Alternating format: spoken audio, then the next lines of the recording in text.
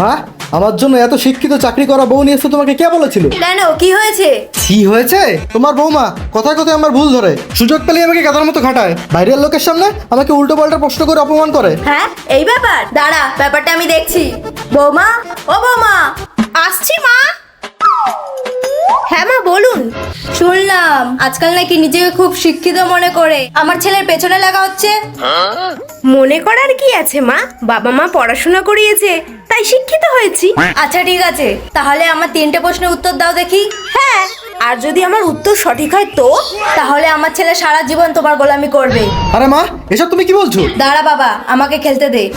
ঠিক আছে মা, করুন প্রশ্ন।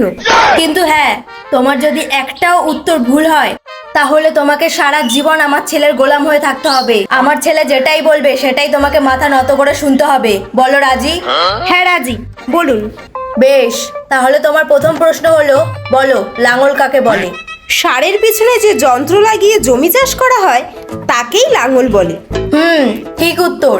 এবার দ্বিতীয় প্রশ্ন, বলো হারিকেন কাকে বলে? কেরোসিন তেলে চালিত কাছে ঘেরা লোহার বাতিকে হারিকেন বলে। কি মা, তখন থেকে কি এত সহজ সহজ প্রশ্ন করছো বলো তো ওকে? থাম, কঠিন প্রশ্ন এখনো বাকি আছে। যাও বৌমা, বাইরে থেকে বালি চালনিটা নিয়ে এসো তো। এই নিন মা। দাও। বাবা একবার উঠে দাঁড়া তো। নে এবার পাত। হ্যাঁ, পাতবো? হ্যাঁ পাতবি, আর না পাতলে সারা জীবন বইয়ের গোলামি করবি। নে জলদি, জোরসে পাত। হ্যাঁ।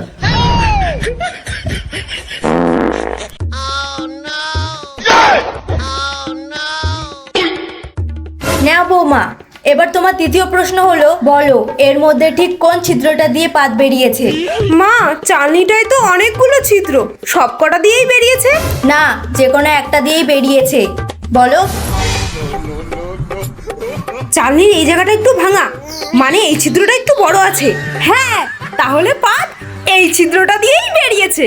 না না না বৌমা, ওই ছিদ্র দিয়ে না, পাত এই ছিদ্র দিয়ে বেরিয়েছে। হ্যাঁ।